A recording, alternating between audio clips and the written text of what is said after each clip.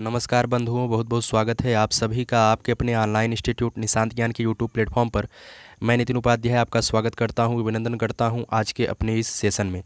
मैं जो है आप लोग मेरे पिछले वीडियो को देख करके अंदाज़ा लगा चुके होंगे कि हम दिल्ली पुलिस कांस्टेबल पर लगातार वीडियो आपको प्रोवाइड कराने का भरसक प्रयास कर रहे हैं और जितना मेरे अंदर सामर्थ्य है मैं आपके सामने वीडियो देने का प्रयास कर रहा हूँ। ठीक है, अगर आपको मेरा यह प्रयास थोड़ा सा भी अच्छा लगता है तो वीडियो को लाइक करके और चैनल पर नए आते हैं तो प्लीज़ सब्सक्राइब करके हमसे जुड़ जाइए, क्योंकि यहाँ से जो है आपको ज़्यादा फ़ायदा होने वाला है। आने वाले समय में निशांत ज्ञान आपका अपना परिवार सफलता का दूसरा पर्याय बनने वाला है और यह आपके सहयोग से ही संभव है। ठीक है, तो दिल्ली पुलिस कांस्टेबल को लेकर के आज जो क्वेश्चन मैं लेकर आया हूँ, एक क्वेश्चन जो है प्रीवियस ईयर पेपर पर आधारित है।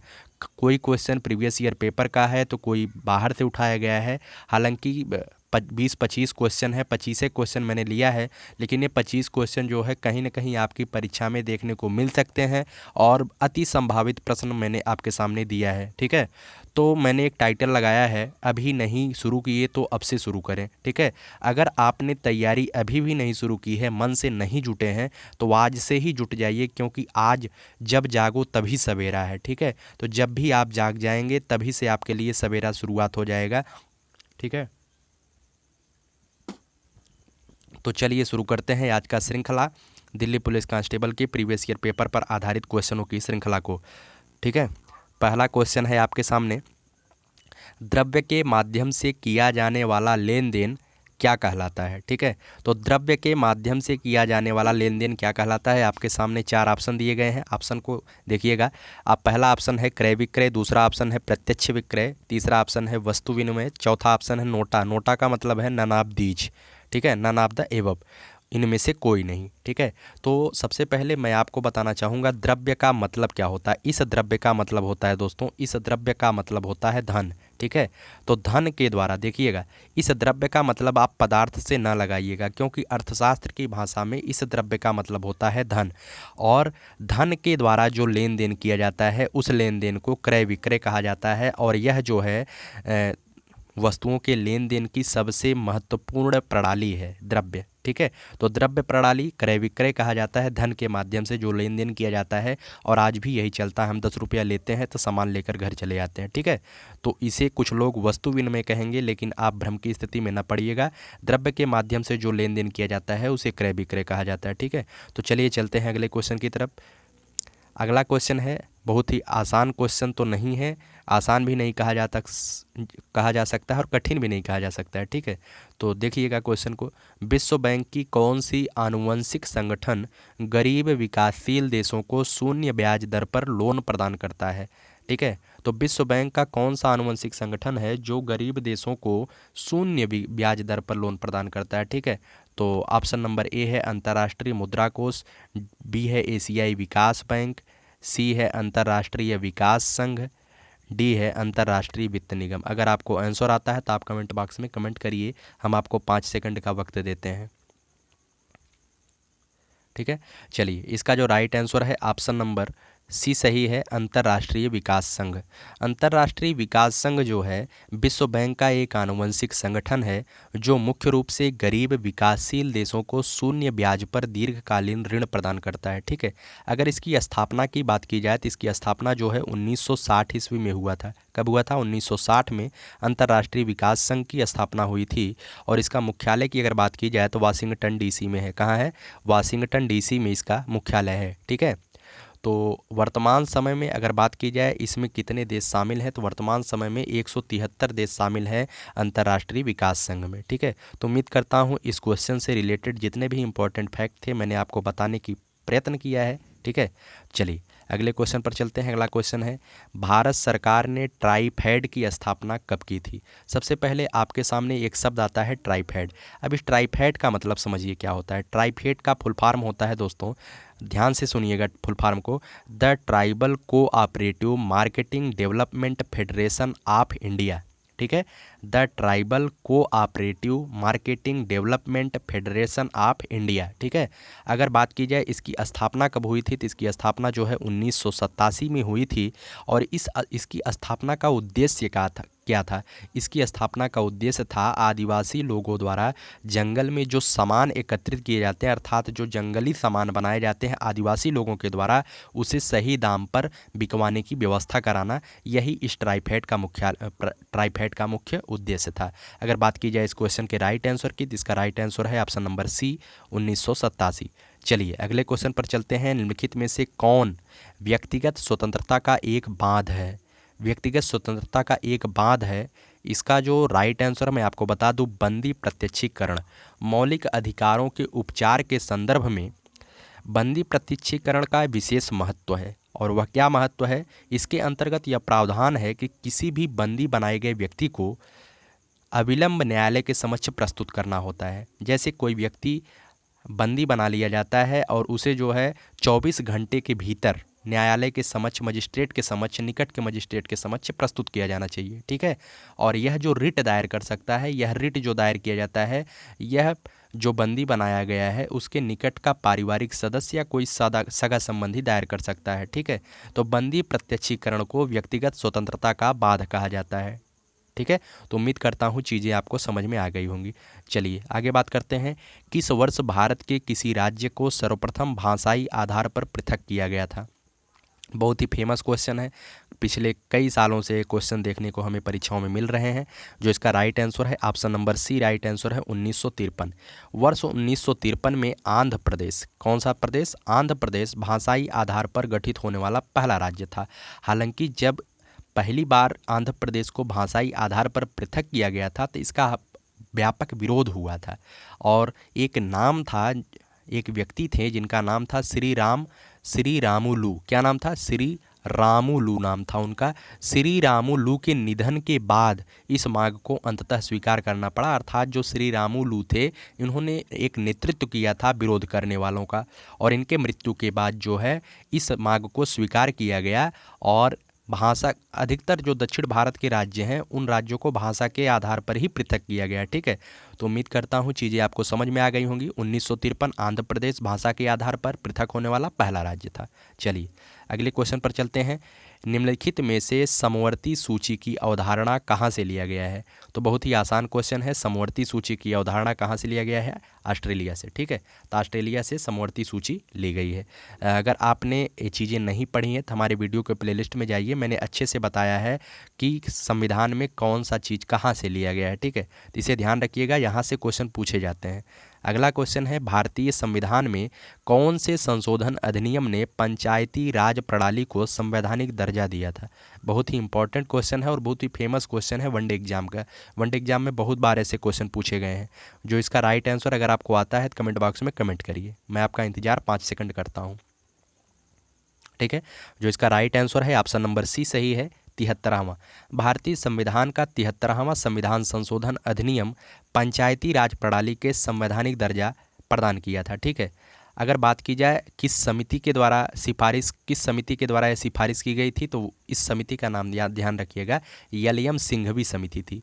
इसका नाम था यलियम सिंघवी। ठीक है, तो आसानी से अच्छे से लिख नहीं पा रहा हूँ इस पर, तो यलियम सिंघवी समिति के द्वारा सिफारिशों को स्वीकार करते हुए 1993 में, ठीक है, 1993 में 73वें संविधान संशोधन के तहत, और अगर बात की जाए संविधान के किस अनुच्छेद को, तो अनुच्छेद 243 में पंचायती राज प्रणाली को संवैधानिक दर्जा प्रदान किया गया। ठीक है, तो उम्मीद करता हूँ चीज़ें आपको अच्छे से समझ में आ गई होंगी। 73वां संविधान संशोधन 1993 के द्वारा पंचायती राज प्रणाली को संवैधानिक दर्जा प्रदान किया गया। और जो है अनुच्छेद जो 243 था, पहले से ही पंचायती राज से संबंधित था, लेकिन अनुच्छेद 243 को थोड़ा सा और अधिक विस्तृत कर दिया गया। ठीक है, चलिए आगे हम बात करते हैं। हिस्ट्री से संबंधित क्वेश्चन है, सुल्ताना रजिया बेगम के पिता कौन थे? बहुत ही आसान क्वेश्चन है, मिडिवल हिस्ट्री का क्वेश्चन है। इल्तुतमिश की बेटी थी रजिया बेगम। ठीक है, इल्तुतमिश की बेटी कौन थी? रजिया बेगम। ठीक है, तो option number A is the right answer. चलिए हम आगे बात करते हैं। यूनानियों को किस भारतीय राजा ने बाहर निकाल दिया था। ठीक है, तो ऐसा कौन सा राजा था जिसने जो है यूनानियों को भारत से खदेड़ दिया था? तो बहुत ही फेमस क्वेश्चन है और इसका भी जवाब आप लोग जानते होंगे, मुझे पता है। इसका जो राइट आंसर है चंद्रगुप्त मौर्य। चंद्रगुप्त मौर्य जो है मौर्य वंश का पहला राजा था जो चाणक्य की सहायता से घनानंद को पराजित करके राजा बने थे। ठीक है, तो इन्हीं के शासनकाल में जो है यूनानियों को भारत से एकदम बाहर कर दिया गया था। माना जाता है कि चंद्रगुप्त मौर्य ने संपूर्ण भारत को एक सूत्रता में बांधने का प्रयत्न किया था अपने जीते जी। ठीक है, तो उम्मीद करता हूँ चीज़ें आपको समझ में आ रही होंगी। चंद्रगुप्त मौर्य ऐसा राजा था जिसने यूनानियों को भारत से बाहर निकाल दिया था, लेकिन उसके बाद भी कई यूनानी राजदूत जो है चंद्रगुप्त मौर्य के दरबार में आने के लिए आतुर हुआ करते थे, अर्थात आना चाहते थे। ठीक है, चलिए आगे हम बात करते हैं। बहुत ही फेमस क्वेश्चन है गदर पार्टी। गदर पार्टी की स्थापना किसने की थी? इसका जो राइट आंसर है वो है ऑप्शन नंबर डी, लाला हरदयाल ने। गदर पार्टी की स्थापना की बात की जाए दोस्तों तो गदर पार्टी की स्थापना 1913 ईस्वी में हुआ था और यह कहाँ पर हुआ था? तो अमेरिका के सैन फ्रांसिस्को नामक शहर में हुआ था। कहाँ पर हुआ था? अमेरिका के सैन फ्रांसिस्को में लाला हरदयाल ने गदर पार्टी की स्थापना की थी। ठीक है, तो गदर पार्टी के बारे में इतना ही जानना आपके लिए वैल्यूएबल रहेगा। चलिए आगे हम बात करते हैं सविनय अवज्ञा आंदोलन की शुरुआत कब हुई थी? ठीक है, तो सविनय अवज्ञा आंदोलन, अगर आपने गांधी युग नहीं पढ़ा है तो आप यूट्यूब पर सर्च करिएगा गांधी युग बाई निशांत ज्ञान, तो वहाँ पे आ जाएगा। मैंने गांधी युग को बहुत ही अच्छी तरीके से गांधी के बारे में डिस्क्राइब किया है। इसका जो राइट आंसर है वो है ऑप्शन नंबर सी, 1930। सविनय अवज्ञा आंदोलन की शुरुआत जो है 1930 में साबरमती आश्रम से हुआ था। ठीक है, महात्मा गांधी ने साबरमती आश्रम से ऐतिहासिक दंडी यात्रा, क्या कहा जाता था इसे? दांडी यात्रा प्रारंभ किया था और नमक कानून को तोड़ करके इन्होंने जो है सविनय अवज्ञा आंदोलन की शुरुआत की थी। ठीक है, तो उम्मीद करता हूँ चीज़ें आपको आ रही होंगी और अगर आपने वीडियो नहीं देखा है जाकर के वीडियो जरूर देख लीजिएगा। अगला क्वेश्चन है नवकलेवर त्यौहार के लिए कौन सा राज्य प्रसिद्ध है? तो बात की जाए नवकलेवर त्यौहार की, तो नवकलेवर त्यौहार जो है दोस्तों कहाँ पर मनाया जाता है? तो यह जो है उड़ीसा का एक महत्वपूर्ण त्यौहार है। ठीक है, नवकलेवर जगन्नाथ मंदिर से जुड़ा एक महत्वपूर्ण उत्सव है। जगन्नाथ मंदिर से जुड़ा एक महत्वपूर्ण उत्सव है। ऐसी मान्यता है कि भगवान जगन्नाथ, बलभद्र, सुभद्रा और सुदर्शन जो है पुराना शरीर त्याग करके नया शरीर धारण करते हैं। ठीक है, तो ऐसा माना जाता है कि ये लोग जो है अपना पुराना शरीर त्याग करके इसी दिन जो है नया शरीर धारण करते हैं। इस वजह से नवकलेवर, इसका नाम ही है नवकलेवर, मतलब नया शरीर। ठीक है, तो उम्मीद करता हूँ उड़ीसा के जगन्नाथ धाम से संबंध रखता है। चलिए आगे हम बात करते हैं चिल्का झील किस राज्य में स्थित है? बहुत ही फेमस क्वेश्चन है। चिल्का झील जो है उड़ीसा में स्थित है। ठीक है, तो झील के इम्पॉर्टेंट लेक का मैं वीडियो एक दिन आपको दे दूंगा, जिसमें आपको ट्रिक की सहायता से भी और वैसे भी आपको ट्रिक के साथ पीछे नहीं भागना है, मैं वैसे भी याद करा दूंगा। पूरे झील आपको याद हो जाएंगे। चलिए हम आगे बात करते हैं निम्नलिखित में से किस नदी का उद्गम भारत के बाहर है? बहुत ही फेमस क्वेश्चन है। अगर इस हमारे साथ जुड़े हुए कोई सुपर टेट और यूपी टीईटी की तैयारी कर रहे होंगे या टीचर एलिजिबिलिटी टेस्ट जो प्राइमरी स्तर और जूनियर स्तर के छोटे मोटे एग्जाम होते हैं, वनडे एग्जाम होते हैं, उसमें जो है एक क्वेश्चन कई बार पूछा गया है, किस नदी का उद्गम भारत के बाहर है? तो ध्यान से सुनिएगा, ब्रह्मपुत्र एक ऐसी नदी है जिसका उद्गम जो है भारत से बाहर है। और अगर बात की जाए कहाँ पर है तो यह जो है तिब्बत। ठीक है, तिब्बत देश में जो है ब्रह्मपुत्र नदी का उद्गम माना जाता है। ठीक है, तो उम्मीद करता हूँ ब्रह्मपुत्र नदी आपको समझ में आ गया होगा। ब्रह्मपुत्र नदी का उद्गम जो है भारत के बाहर है और तिब्बत नामक देश में था, जो कि तिब्बत अब जो है चीन के अधीन हो गया है। ठीक है, चीन के अधीन हो गया है। अगला क्वेश्चन है विश्व का सबसे कम उम्र का वलित पर्वत कौन सा है?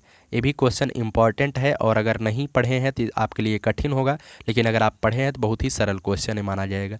विश्व का सबसे कम उम्र का अगर बात की जाए वलित पर्वत कौन सा है तो हिमालय पर्वत जो है विश्व का सबसे कम उम्र का वलित पर्वत है।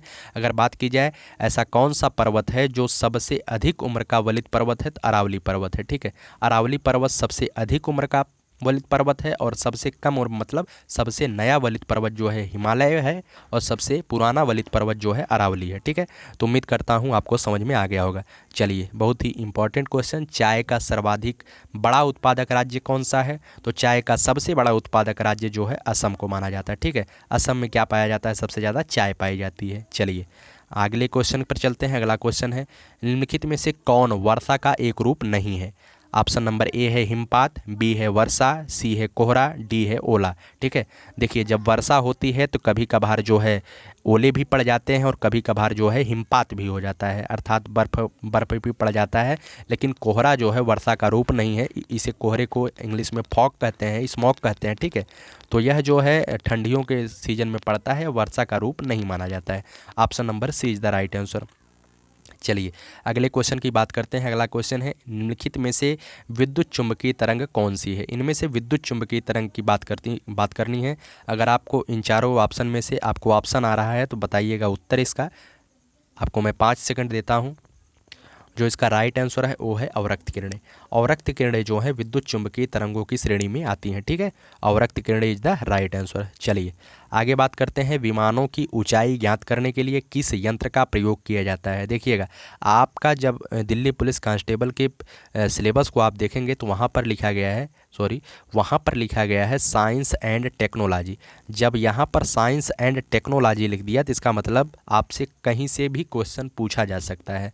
तो विमानों की ऊंचाई ज्ञात करने के लिए ये साइंस एंड टेक्नोलॉजी का क्वेश्चन है। तो इस यंत्र का नाम है अल्टीमीटर। क्या नाम है? अल्टीमीटर। अल्टीमीटर के द्वारा जो है विमानों से ऊंचाई ज्ञात की जाती है। मैं एक चीज़ और आपको बताना चाहूँगा, अगर आप समुद्र की गहराई ज्ञात करना चाहते हैं तो उस यंत्र का नाम है फेदोमीटर। ठीक है, और विमान की ऊंचाई अल्टीमीटर से ज्ञात किया जाता है। चलिए अगले क्वेश्चन पर चलते हैं। कारगिल युद्ध में सेना के आवागमन ने किस जानवर के निवास को अधिक प्रभावित किया था। आप जानते होंगे कारगिल युद्ध जो हुआ था भारत और पाकिस्तान के बीच हुआ था, इंडिया और पाकिस्तान के बीच हुआ था। इंडिया और पाकिस्तान के बीच ये युद्ध हुआ था। कारगिल युद्ध कब हुआ था? 1999 और 2000 में हुआ था। ठीक है, 1999-2000 में कारगिल युद्ध हुआ था। एक टाइगर हिल था, उसी टाइगर हिल के विवाद था लेकर के मैं पूरा कारगिल युद्ध का वर्णन आपके सामने नहीं करने वाला हूँ। ये जो युद्ध था एक कश्मीरी क्षेत्र पर हुआ था और इस क्षेत्र में सबसे ज़्यादा जो सेना युद्ध कर रही थी तो इसमें जो सबसे ज़्यादा प्रभावित जानवर था वो था हिमालयन ब्राउन भालू। ये जो भूरे कलर के भालू होते हैं हिमालयी, मतलब जो हिमालय पर्वत से टाइगर हिल से संबंधित था, तो इसका जवाब आप दे सकते हैं। हिमालयन ब्राउन भालू जो थे वो सबसे ज़्यादा युद्ध से प्रभावित हुए थे। काफ़ी लोग गोले और मोर्टार जो दागे जाते थे, मिसाइल जो दागी जाती तो उसमें मर भी गए थे कई भालू। ठीक है, चलिए हम आगे बात करते हैं। अंतरिक्ष में किस देश का सबसे अधिक मलबा विद्यमान है। ध्यान से सुनिएगा, इसका मैं डिस्क्राइब आपके सामने करने वाला हूँ। किस देश का सबसे अधिक मलबा विद्यमान। अब अंतरिक्ष में मलबा क्या होता है, सबसे पहले इसे ध्यान रखिएगा।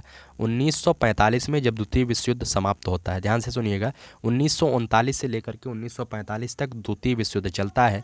जब 1945 में द्वितीय विश्व युद्ध समाप्त होता है तो रूस एक देश था जो उस समय संयुक्त मतलब कि सोवियत संघ हुआ करता था। इस समय वो संघ टूट गए हैं, लेकिन उस समय सोवियत संघ रूस जो हुआ करता था वह जो है 1945 के द्वितीय विश्व युद्ध के बाद लगातार अंतरिक्ष में इतने ज़्यादा उपग्रह प्रक्षेपित कर डाला कि अब जिसकी कोई सीमा नहीं। अर्थात रूस ने जो है द्वितीय विश्व युद्ध के बाद कई देशों पर नज़र रखने के लिए, अपने उपग्रह शक्ति को बढ़ाने के लिए इतने उपग्रह प्रक्षेपित कर डाला, उसी को कहा जाता है अंतरिक्ष का मलबा। ठीक है, तो जो उपग्रह भेजे जाते हैं अंतरिक्ष में वही मलबा कहलाता है। कई उपग्रह काम करते हैं, कई उपग्रह काम करना बंद कर देते हैं, पुराने हो जाते हैं, तो अंतरिक्ष मलबा कहा जाता है। और रूस ऐसा देश है जो सबसे ज़्यादा मलबा जो है अंतरिक्ष में भेजा है। चलिए इतने ही क्वेश्चन हमारे पास थे, जितने क्वेश्चनों की मैंने आपके सामने चर्चा किया है। अगर आपको ये क्वेश्चन अच्छे लगते हैं तो चैनल को सब्सक्राइब करके, वीडियो को लाइक करके और अपने दोस्तों तक शेयर करके हमारा मोटिवेशन करिए। मैं आपके साथ आपकी सफलता तक जुड़ा हुआ हूं और आपके ही सहयोग से इस जो मेरा ये मुहिम है ये आगे जा सकता है। आपका सहयोग अपेक्षित है कि आप लोग सहयोग हमारा करेंगे। अगर आप लोग सहयोग करते हैं तो मैं आपका तहे दिल से आभार और धन्यवाद व्यक्त करता हूँ। जय हिंद, जय भारत।